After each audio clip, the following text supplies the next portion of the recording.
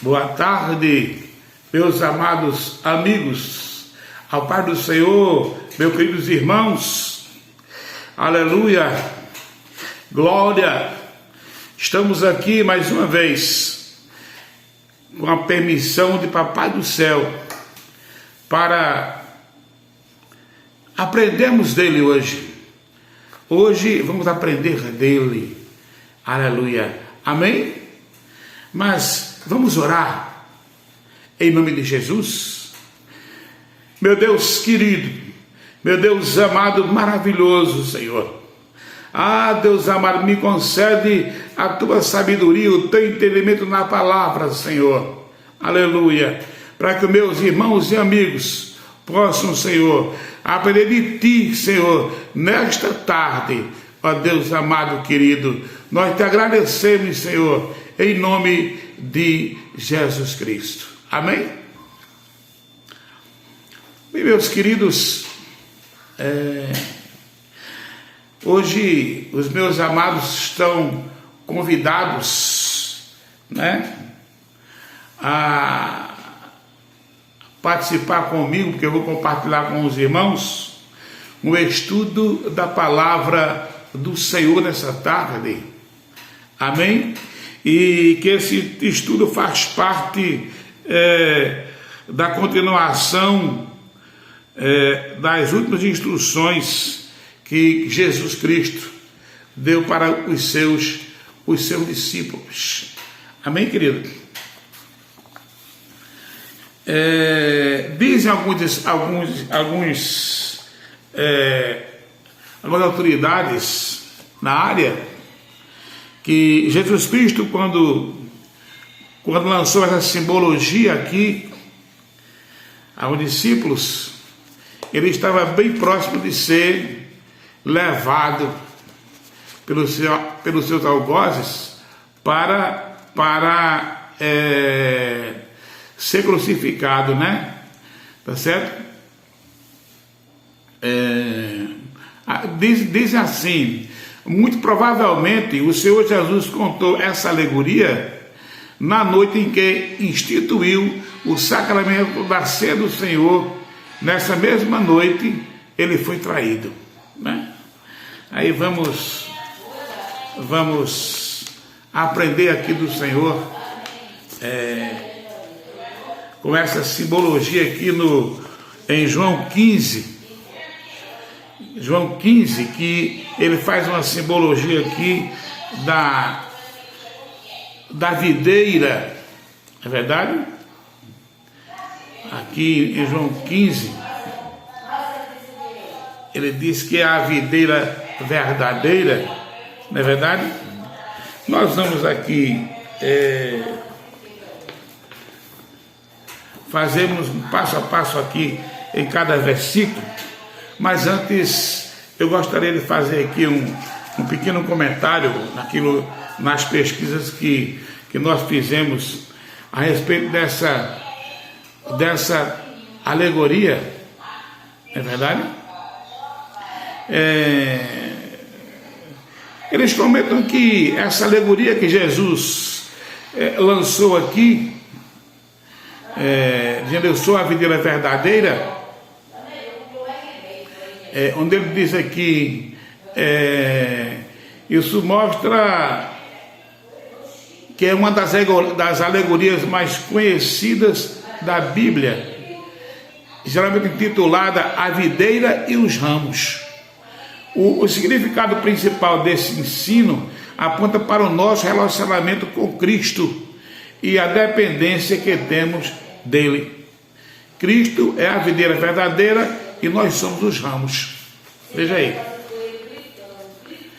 Olha o que ele diz aqui. Se Jesus Cristo é a videira verdadeira, o Pai é o viticultor. Ele é quem cuida dos ramos. Estes ramos são classificados em dois grupos: os ramos produtivos e os ramos improdutivos. Os ramos representam todos aqueles que entram em contato com Cristo e seu Evangelho. Dentre estes, o agricultor cuida de limpar aqueles que dão frutos a fim de que possam produzir ainda mais frutos. Por outro lado, ele também corta aqueles que não dão frutos. Os ramos improdutivos secam, são juntados e lançados no fogo. Veja só. Aqui tem uma interrogação aqui na pesquisa, onde diz assim: por que Jesus disse, eu sou a videira verdadeira? Jesus utilizou a figura de uma videira devido ao seu grande significado simbólico. A nação de Israel no Antigo Testamento, por diversas vezes, era representada por uma videira. Inclusive, no período macabeu, as moedas traziam uma videira estampada, porque representava Israel. Por isso, os discípulos poderiam facilmente entender o ensinamento de Jesus ao dizer: eu sou a videira verdadeira. Também é notável o contraste estabelecido nesta passagem. Diferentemente de Israel, um tipo de videira que falhou e foi julgada pela sua falta de fruto.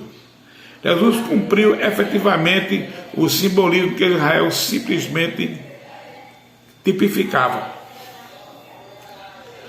Quando Jesus contou a alegoria da vitória e os ramos, quando foi que ele contou isso? Vamos ver aqui nas vossas pesquisas. É como eu li antes. Olha aqui que ele diz. O contexto dessa passagem é muito importante em sua interpretação.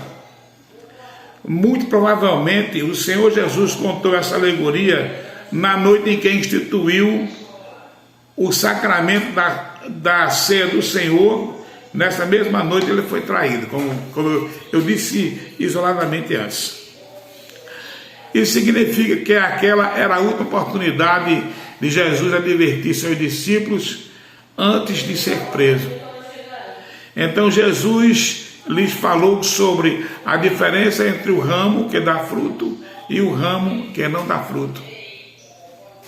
Tal diferença está fundamentada claramente sobre o conceito de permanecer nele. O ramo que dá fruto é aquele que permanece nele, ao contrário do infrutífero, que é cortado, juntado e lançado no fogo. Aqui nas pesquisas, aqui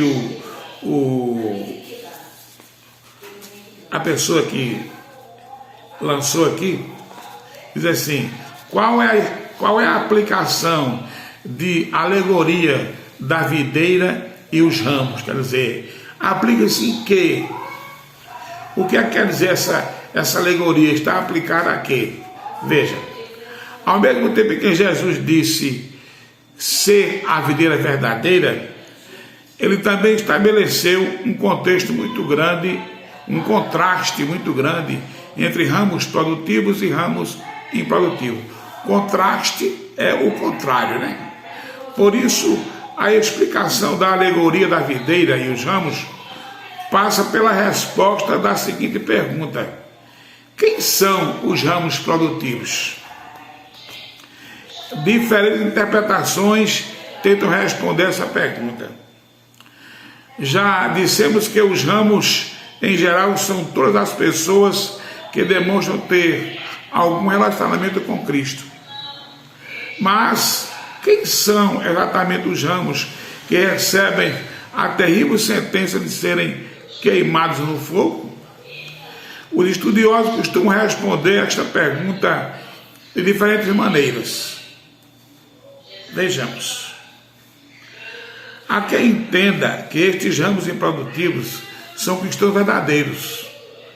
Esses cristãos deixaram de produzir e apostataram sua fé.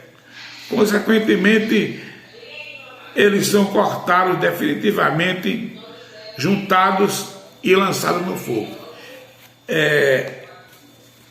Essa é uma afirmação de alguns. Vamos ver. O problema com essa interpretação é que a segurança da salvação parece repousar na capacidade dos ramos em produzir frutos. Além do mais, devemos nos lembrar de que pouco antes o Senhor já havia falado sobre a maravilhosa promessa de que suas ovelhas jamais se perderiam.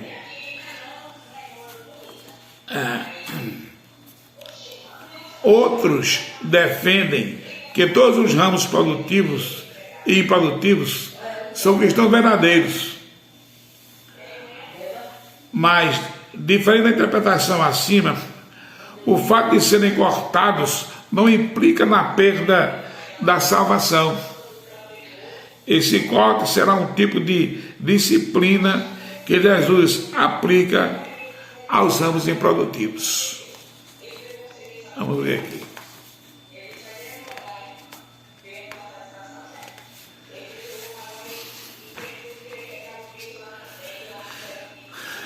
Vamos ver aqui.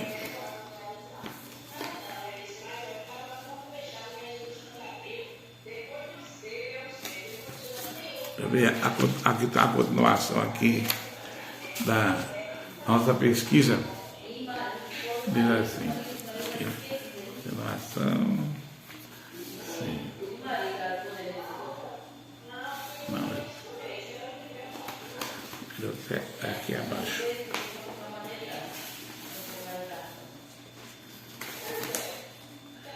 Vamos ver.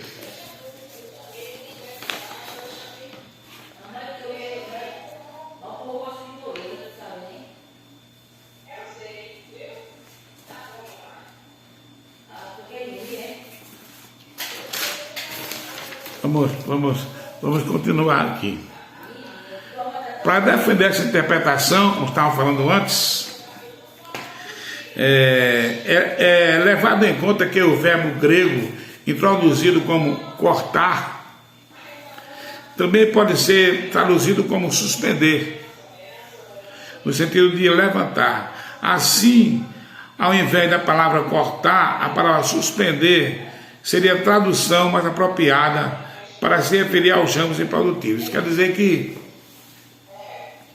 alguns especialistas não usam a palavra cortar, porque a Bíblia atualizada, a Bíblia vista, que essa aqui e outras, fala em cortar, e outra fala em... Aqui eu disse que o cortar, o sentido é suspender, que realmente não é eliminar de uma vez, né? Suspende, né, o ramo que não está dando fruto para limpar o que está embaixo, e depois ele volta para produzir os frutos. Bem, continuemos aqui. Ao serem levantados os ramos improdutivos, poderão receber os cuidados necessários para que possam produzir. Quer dizer, os ramos improdutivos que são cortados, na verdade, eles são levantados naquele galho, limpa um e ele fica ali, depois ele nasce de novo, não é eliminado de uma vez, né? É justamente com base nesse raciocínio que alguns estudiosos defendem essa interpretação. Eles alegam que Jesus está se referindo à disciplina que alguns cristãos verdadeiros são submetidos ao longo de suas vidas. Esses cristãos são levantados de uma posição rasteira a fim de que possam produzir frutos. Apesar de parecer uma boa interpretação, o problema é que ela parece ter dificuldade em explicar essa questão do versículo. Se alguém não permanecer em mim, é lançado fora como um ramo e seca, e esses ramos serão apanhados, lançados no fogo e queimados. Por fim, quem defenda que os ramos produtivos e os ramos improdutivos se referem a dois grupos, os cristãos verdadeiros e os cristãos nominais, isso significa que os ramos produtivos representam os genuínos seguidores de Cristo e que verdadeiramente desfrutam de uma ligação interna com Ele. Justamente por isso eles produzem frutos. Já os ramos improdutivos representam os impostores. Essas pessoas apenas professam uma fé histórica. Quer dizer, que é outra colocação aqui de alguns especialistas que dizem que os ramos improdutivos são os impostores. Já vimos antes que dizem que os ramos improdutivos eram verdadeiros crentes, né, que aproveitaram da fé. Quer dizer, isso é a colocação de alguns especialistas, não é verdade? Mas nós acreditamos que, como tem aqui, a gente vai ver ali depois em detalhe, versículo por versículo, né, que no caso de cortar é no sentido de levantar para limpar o que está embaixo, e ele posteriormente ele volta a dar frutos. Na verdade é assim que a gente vê antes aqui, mas isso é só para a gente saber essa colocação de alguns especialistas, porque muitos defendem isso, que na realidade não é bem dessa maneira, né? É como eu disse aqui o especialista, Jesus estava disciplinando esses discípulos, né? Mas que posteriormente eles voltariam a dar fruto. Na verdade não eram eliminados por completo. Vira só. Bom, dissemos que o contexto em que Jesus pronunciou essas palavras é muito importante para sua interpretação. Naquela mesma noite, um de seus discípulos mais próximos haveria de traí-lo. Considerando isso e se deparando com a insistente repetição do verbo permanecer, que aparece neste ensino, a figura de Judas Iscariotes se torna inesquecível. Vamos ver aqui.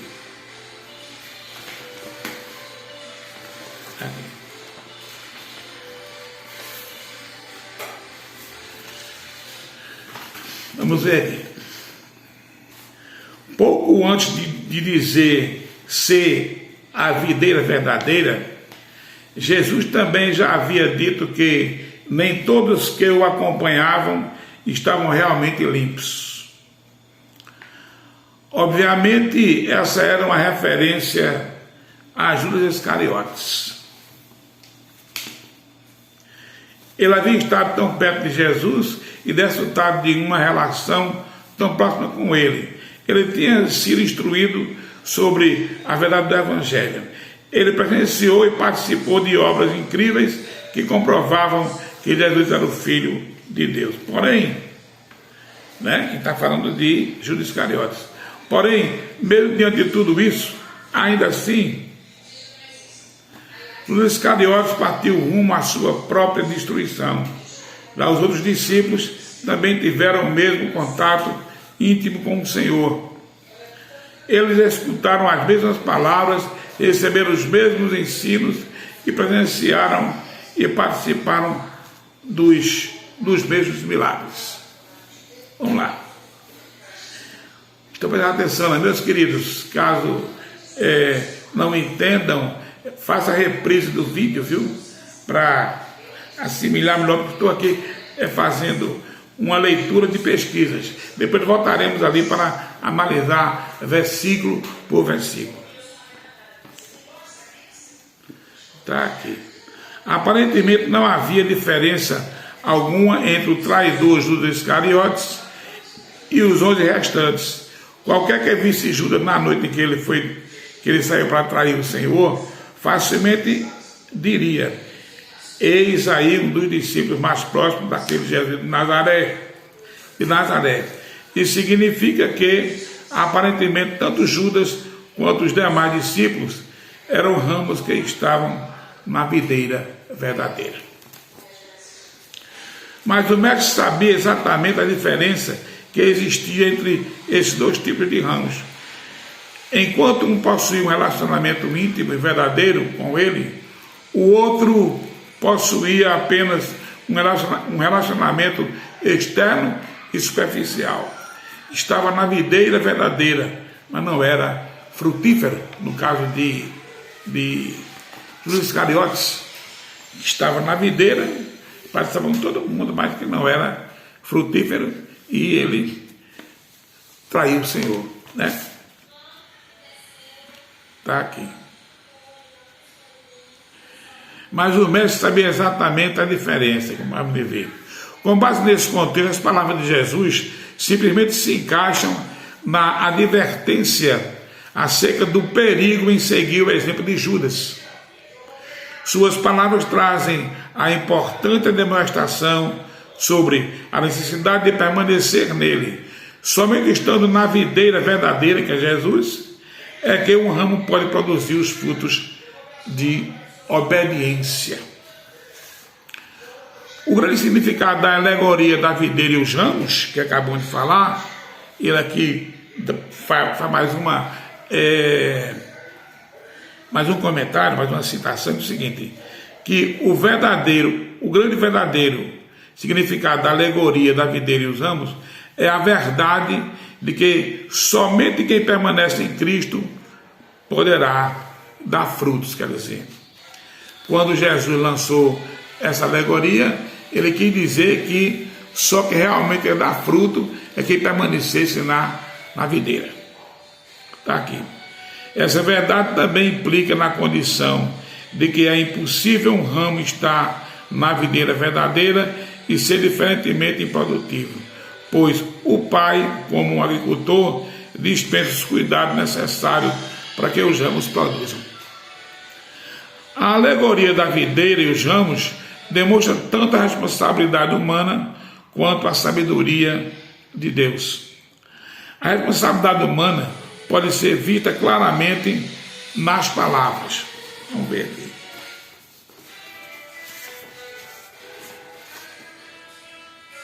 Nas palavras do Espírito Santo, que podemos demonstrar as virtudes que nos levam a uma vida que agrada a Deus. Sem o novo nascimento, o homem não passa de um ramo sem vida, que é cortado e lançado no fogo. Nesse conceito também nos ajuda a entender a sentença do versículo 10. Se guardarem meus preceitos, permanecerão em meu amor.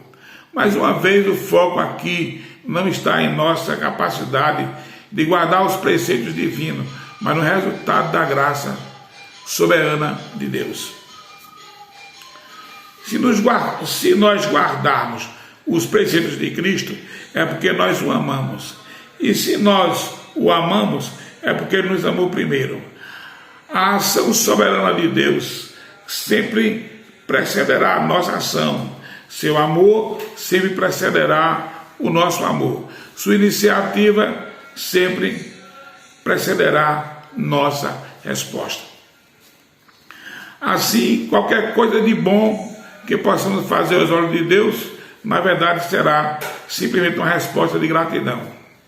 Se produzirmos mais e mais frutos, a glória sempre será toda dele. Sobre isso, o próprio Jesus, mais à frente, declara: não me escolheste a vós, isso é uma citação aqui em João 15,16, né? Não me escolheste a vós, cadê? Me perdi aqui. Assim, qualquer coisa de bom que possamos fazer aos olhos de Deus, na verdade, será simplesmente uma resposta de gratidão. Se produzirmos mais e mais frutos, a glória sempre será toda dele. Sobre isso, o próprio Jesus, mais à frente, declara, eu me perdi aqui. Sobre isso, o próprio Jesus, mais à frente, declara: não me escolheste vós a mim, mas eu vos escolhi a vós, e vos nomeei para que vades e deis fruto, e o vosso fruto permaneça, a fim de que tudo quanto em meu nome pedido ao Pai, ele vos conceda.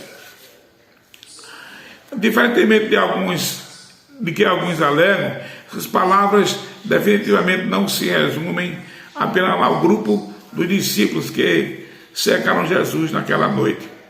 essas palavras se estendem a todos os seus discípulos genuínos ao longo dos tempos. Para a glória de Deus Pai, esses discípulos são ramos frutíferos que produzem mais e mais frutos por estarem na videira verdadeira. Então, meus queridos, aqui nós fizemos uma leitura de alguns especialistas, como eles encaram a questão do discípulo, ou daquele que dá fruto na videira e de que não dá. Uns dizem que quem está na videira são os crentes verdadeiros, os que não dão fruto são os crentes verdadeiros e os que dão fruto também.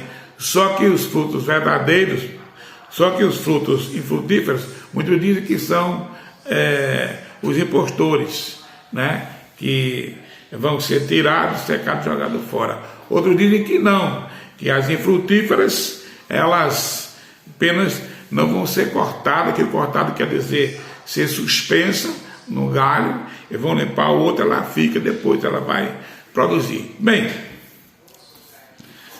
vamos continuar aqui, eu espero não ter cansado os irmãos.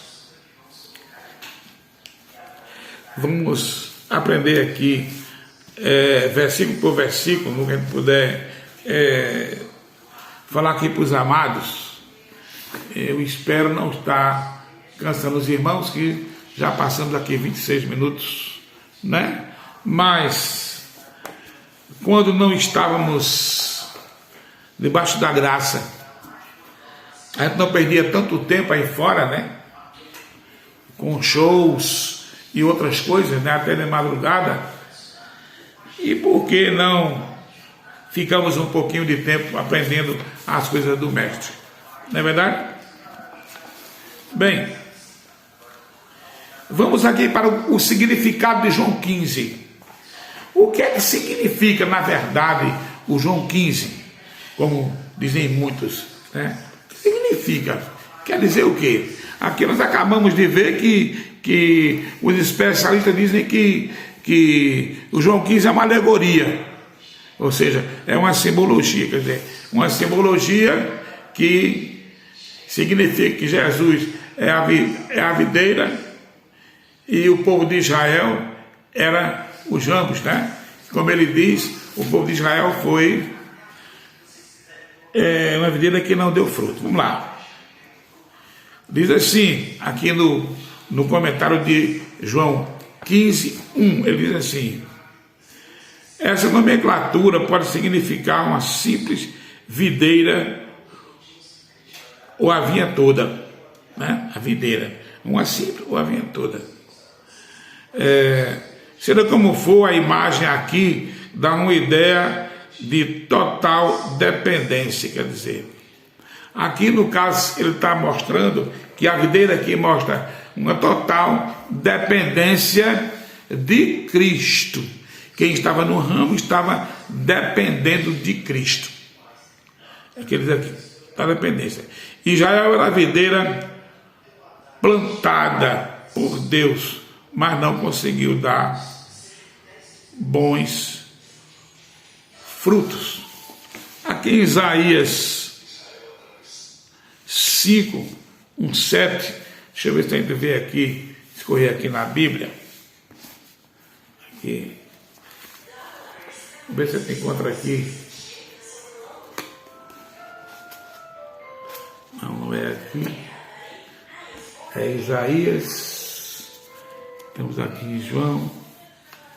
Vamos ver se é aqui. Isaías. Vamos ver aqui. É Isaías 5, 1, 7. Diz assim aqui. Em Isaías 5, 1, 7. Vamos ver o que ele diz aqui. Para nós, né? Anda aqui. Diz assim. Isaías 5, 1, 7. Que é a palavra da vinha e sua aplicação, né? É que nós estamos falando aqui, diz assim: Agora cantarei ao meu amado o cântico do meu querido a respeito da sua vinha. É como se aqui ele estivesse falando a respeito da vinha daquele que ele amava. O meu amado tem uma vinha em um outeiro fértil. Então Israel tinha uma vinha e um outeiro fértil, né? Que era uma plantação fértil, toda grande fértil.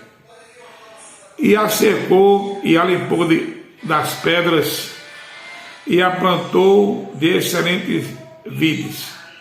E edificou no meio dela uma torre e também construiu nela um lagar e esperava que desse uvas boas, mas deu uvas bravas. No caso de Israel, né? Que não deu. Plantou ali e tal, mas no final ele fez errado. Agora, pois, ó morador de Jerusalém e homem de Judá, julgai, vos peço, entre mim e a minha vinha. Olha. O que mais podia fazer? A minha vinha que eu lhe não tinha feito. Diz aqui o comentarista, o que Jesus não tinha feito pela vinha, pelo povo de Israel? E como esperando eu que deste uvas boas, veio produzir uvas bravas. Agora, pois, vos farei saber o que eu hei de fazer à minha vinha. Tirarei a sua sebe, para que sirva de pasto. Derribarei a sua parede, para que seja pisada. E a tornarei em deserto. Não será podada, nem cevada, nem cavada. E as nuvens darei ordem que não derramem chuva sobre ela, porque a vinha do Senhor dos exércitos é a casa de Israel, e os homens de Judá são a planta das suas delícias. E esperou que exercessem juízo, e eis aqui opressão, justiça, e eis aqui clamor. Quer dizer, aqui fala em Isaías o resultado, a posição de Jesus Cristo sobre o povo de Israel, que não fez o esperado, e aí veio a punição do Senhor, que até onde estava plantada a vinha, nem chuva caísse mais, porque a vinha estava dando uva brava, e o Senhor não estava se agradando disso. Amém? Bem, vamos continuar aqui. Vamos continuar aqui. Jesus, com seus ramos, todos os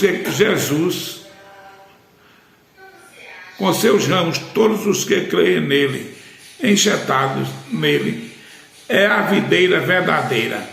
Jesus, com os ramos todinho, ele é a videira verdadeira. Assim como todo o povo de Israel, descendo dos seus patriarcas, a nova geração do povo de Deus é apresentada aqui como descendência de Cristo, organicamente ligada a Ele, como ramos que nascem na videira. Esse é o cumprimento de Salmo 80, em que diz que é o Filho do Homem, 8:17, é a videira plantada de Deus. Vamos ver aqui no Salmo 80. Problema não, Salmo. Aqui no Salmo 80:17 explica melhor e diz que A videira verdadeira era Jesus, como ele diz assim. Veja só, isso aqui. Seja a tua mão sobre o varão da tua destra, sobre o filho do homem que fortificaste por ti. Então aqui no Salmo 80, versículo 17, fala do filho do homem. O filho do homem é Jesus Cristo, que realmente é a videira verdadeira, como ele diz aqui, certo? Vamos lá. Vamos continuar. Aqui, vamos ir lá aqui. Pronto. 15, 2 e 3. Tua vara está ligada a Cristo. Paulo usa as palavras de Cristo para falar do direito legal dos cristãos e da sua posição na família de Deus, algo que lhes é dado pela graça. Então, tudo que Deus nos dá, né, é que dependendo de sua graça e da sua misericórdia, né? É aquilo daqui, Paulo é apresentado aqui como descendência de Cristo, organicamente ligada a ele pela sua graça, como ramos que nascem da videira. Esse é o cumprimento do Salmo 80, acabamos de dizer aqui. Toda vara está ligada a Cristo. Paulo usa as palavras em Cristo para falar do direito legal dos cristãos e de sua posição na família de Deus, algo que lhes é dado pela graça, como disse antes. A ênfase de mim nesse texto, contudo, está na comunhão profunda e permanente. O propósito de Jesus era fazer com que seus discípulos passassem de seus servos para amigos, mas isso envolvia um processo de disciplina relacionada aos seus mandamentos. Aqui ele fala que Jesus ensinava e dizia que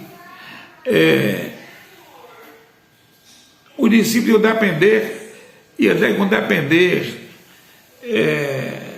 de dar frutos, depender de Jesus. Se não tivesse na comunhão com ele, unido com ele, não ia dar fruto. E que era muito bom que eles fossem amigos, mas que para serem amigos, né, iam passar por uma disciplina, por uma experiência muito grande. Vamos ver aqui. Não dá fruto. Vamos ver o que quer dizer aqui. Nenhuma árvore dá fruto de uma hora para outra. Veja. O fruto é resultado de um processo. O mesmo acontece com os cristãos, aqueles que não dão frutos. Aquele que não dão fruto, o lavador os tira, o que tem o mesmo significado de ser levantado, como eu disse a você antes, que na verdade não é cortado, é levantado, como eu disse antes. Quando termina o inverno e chega o tempo de plantar, o lavador percorre a vinha, levantando os ramos do solo, onde eles ficaram no inverno, e prendendo-os em estacas para que eles sejam aquecidos pelo sol.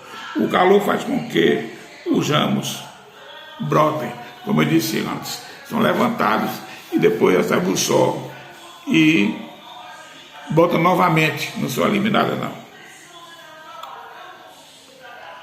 Aqui. Além disso, ao tirar os ramos do solo, o lavador evita que eles criem raízes na superfície, onde não há umidade suficiente para produzir nada além de uvas duras e azedas. Quando o ramo é levantado da terra suja, entretanto, ele é obrigado a procurar umidade nas raízes mais profundas da videira, produzindo assim frutos deliciosos. Bem, Vamos aqui para a palavra tira. O que quer significar tira que tem no texto? Diz assim. Estamos terminando aqui uma parte. Tira que significa limpo. Presta atenção. Tira significa limpo. Amém? Aqui, vamos ver. Quando há fruto na videira, o lavrador a deixa limpa de pragas e doenças. A purificação de toda a colheita espiritual é feita pela palavra. O que Jesus diz aqui são as mesmas palavras ditas aos seus discípulos no cenáculo para confortá-los. São palavras que fariam com que eles não fossem mais discípulos medíocres e covardes, e sim, e se tornassem poderosos soldados de Cristo. Mas esse é um processo que se daria com o passar do tempo, né? Jesus estava sempre dizendo ali para eles que eles tinham que se tornar soldados valentes, pessoas valentes, que não existiriam. Bem, vamos continuar aqui.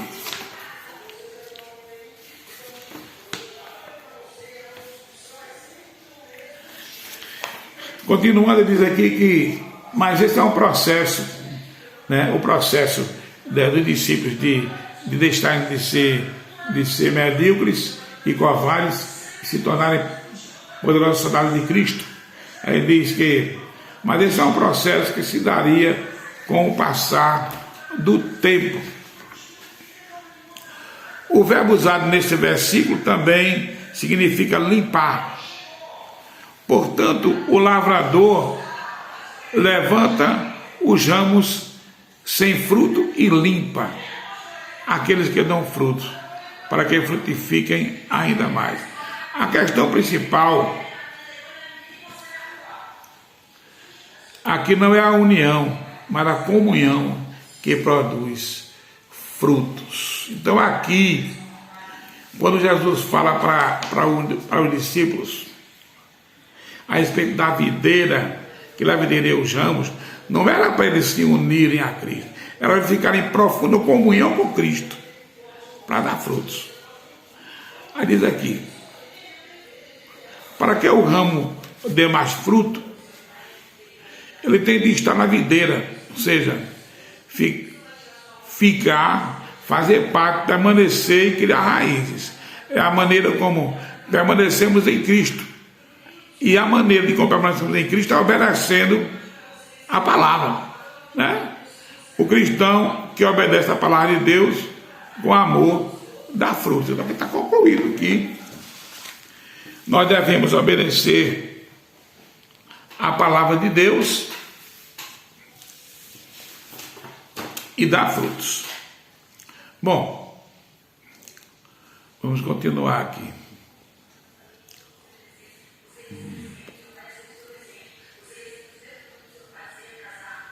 Aqui tem uma citação do 15:3 que diz assim: nada podereis fazer.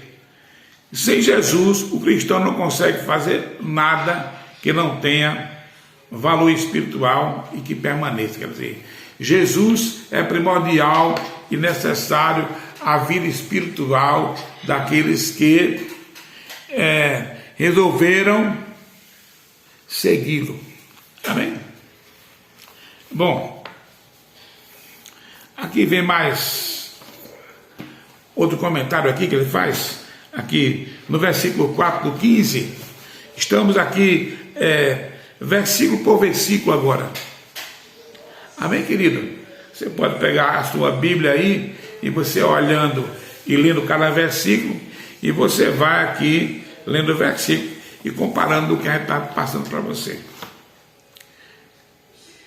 No versículo 15:6, se alguém não estiver em mim, sofrerá diversas consequências, será lançado fora, o que significa perda da comunhão. Secará, o que significa perda da vitalidade. Será lançado no fogo, o que significa perda de recompensa. O fogo aqui tem um sentido figurado e simboliza a ardente prova. Quer dizer, ele aqui diz que, no caso, quando o discípulo não está na comunhão com ele, consequentemente, ele vai ser provado. E vai ser uma prova de fogo, não é verdade? Uma prova de fogo. Porque ali ele vai ser separado, ser tirado, não é verdade? Ele vai passar um tempo ali, né, para depois ele passar a dar fruto, depois daquela prova. É o que ele diz aqui. Vamos ver o que ele diz. Certo? Ou de prova. Não permanecer em Cristo traz consequências espirituais desastrosas. E o escolhem. Veja a mudança dele. No versículo 2. Para o cristão que está ou não em Cristo. E que depois para eles, os ímpios, que buscam sinais em sua vida. Então, aqui ele está fazendo comentário que o que nós vimos aqui no versículo 2, aqui, que o versículo 2 diz que quem está ligado a Cristo, está na comunhão, vai dar fruto, tudo bem. Mas quem não está, aí não vai receber as suas bênçãos, né? É como ele diz aqui. Bom, vamos para o 15:8. Nisto é glorificado meu Pai. Veja que semelhança interessante há entre este versículo e o de João 3,35. O amor descrito em João 3,35 é representado como fruto aqui. O texto fica completo ao mostrar que é estratégico os discípulos amarem-se uns aos outros, pois esse é o método de evangelismo de Cristo para alcançar os perdidos. Mas ele aqui, ele fala que foi ensinado aos discípulos que tinham que amar uns aos outros. Se não amava, será um problema, porque aí eles tinham que, se alguém caísse, então ele ia lá com amor, né? E era levantado aquele discípulo, como assim se faz com quaisquer pessoas que tenha decaído, que não conhecem Jesus, e levarmos aí a palavra de Deus para ele, temos que amá-lo primeiro. Vamos ver aqui.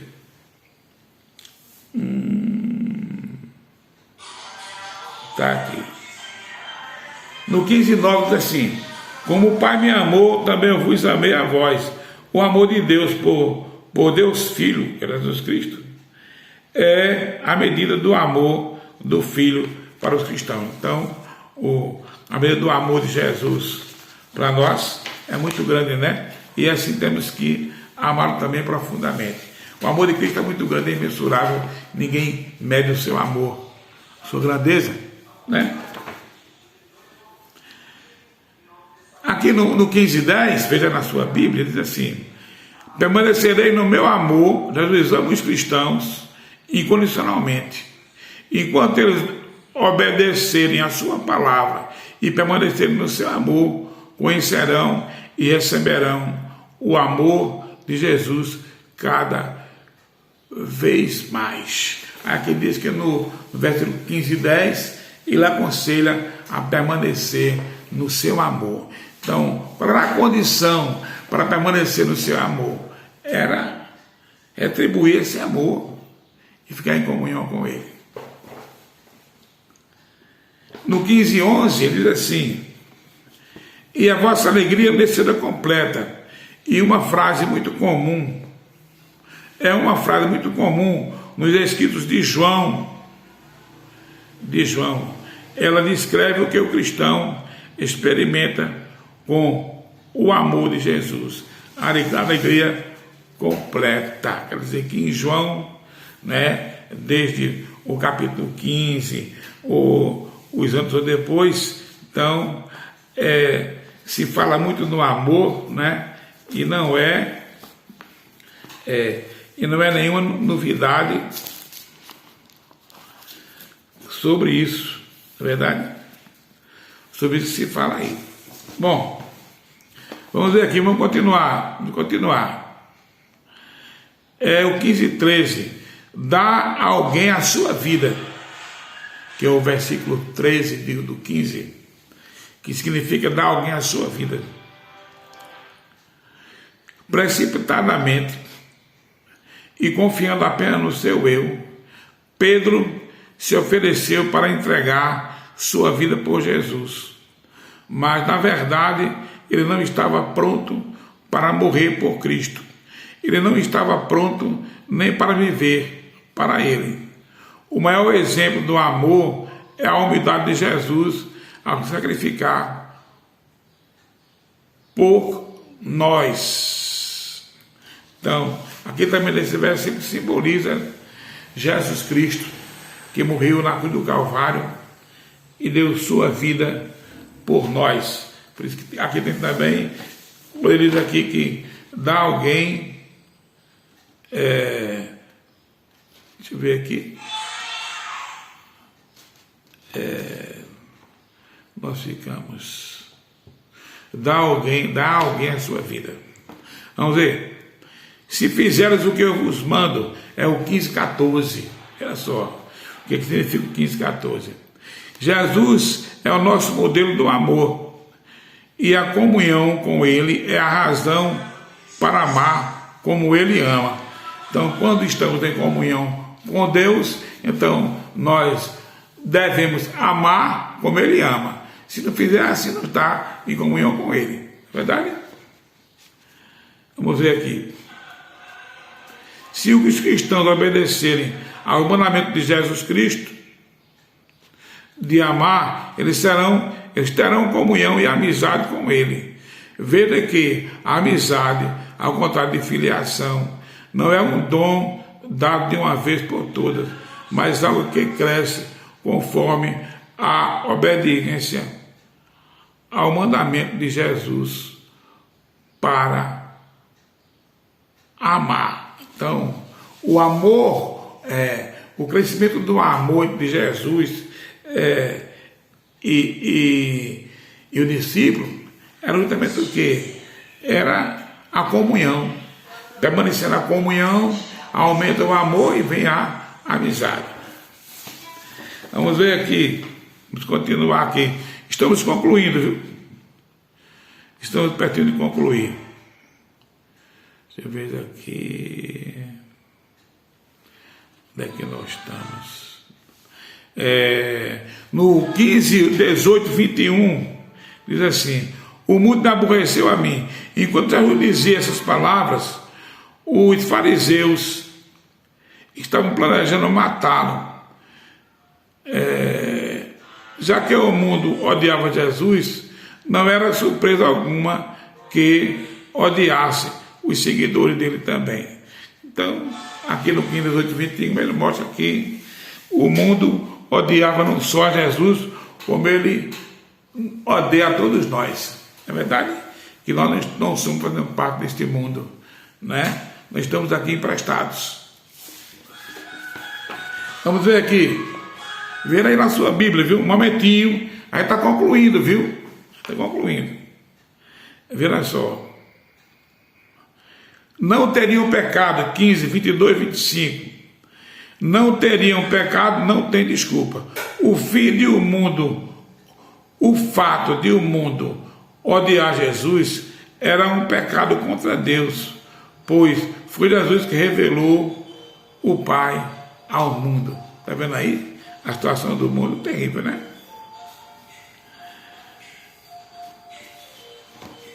Também é meu Pai. Já que Jesus e o Pai são um, quem odiava Jesus odiava o Pai. O testemunho das palavras de Jesus e suas obras tornaram aqueles que o rejeitaram culpados pelo pecado. No versículo 25, Jesus cria cita o Salmo 69,4 no versículo 25, viu? Jesus cita o Salmo 69,4 para mostrar como rejeitar o amor e a bondade dele torna-se algo maligno e irracional. Quando alguém rejeita o amor de Deus, então é algo maligno, né? Como ele diz aqui.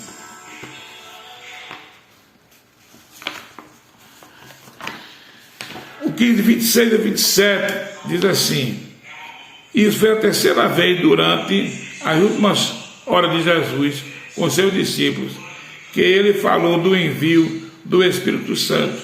Consolador também pode ser traduzido por advogado ou conselheiro.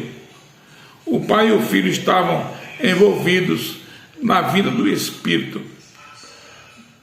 Tanto o Espírito como os discípulos, capacitados por eles, testificariam de Jesus Cristo.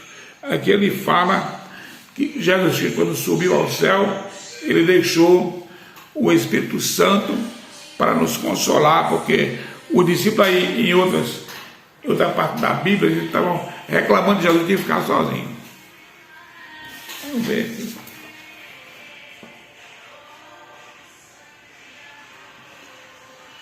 Testificará de mim, diz aqui o comentário. Testificará de mim e vós também testificareis. Quando os discípulos pregassem o Espírito Santo, convenceria o coração dos ímpios acerca de Jesus. Isso, por sua vez, faria com que os discípulos testificassem ainda mais.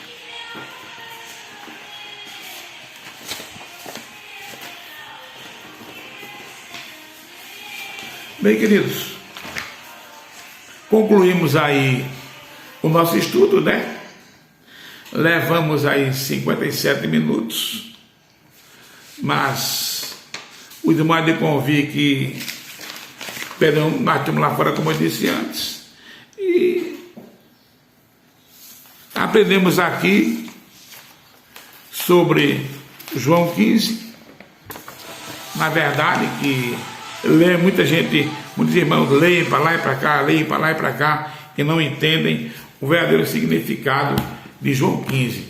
Então, nós hoje aprendemos com o Espírito Santo de Deus, né, o significado de versículo por versículo aí de João 15, né, e que também é uma alegoria que é uma comparação que Jesus fez. Nós vimos aí e aprendemos muito com o Espírito Santo. Eu também aprendi muito, né, nessa tarde, tá certo? Juntamente com os amados irmãos. E eu quero agradecer aos irmãos por ter ficado esse tempo todo conosco, né, aprendendo a palavra do Senhor. Deus abençoe.